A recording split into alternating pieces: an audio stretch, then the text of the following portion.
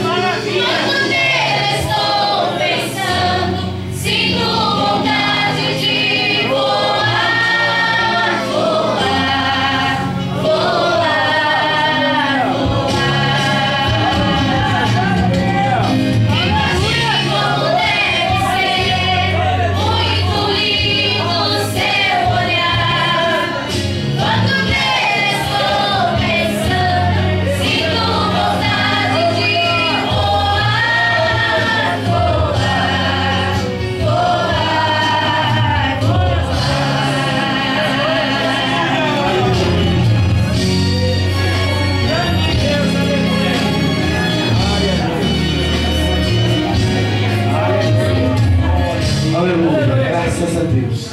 Nós já estamos no culto de ceia. Já estamos assentados ao redor da mesa do Senhor. Aleluia. Eu queria apresentar à igreja os irmãos que batizaram hoje pela manhã.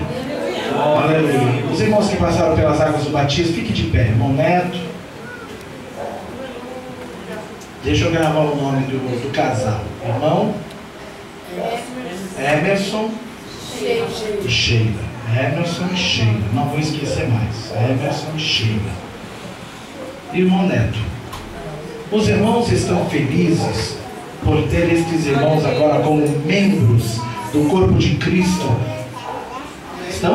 Amém! A partir de hoje eles gozam de todos os direitos e obrigações que pesam sobre o membro, né, do corpo de Jesus e do Ministério Jardim Augusta da Assembleia de Deus. Deus abençoe vocês, viu? E Deus continue abençoando vocês, podeis assentar. As irmãs do círculo de oração, louve a Jesus. E enquanto as irmãs louvam, a igreja glorifica o Senhor. É assim que funciona. Um canta, o outro adora. O outro adora e o outro canta. É assim vai dando certo. Deus vai trabalhando no meio da igreja. Aleluia. Aleluia.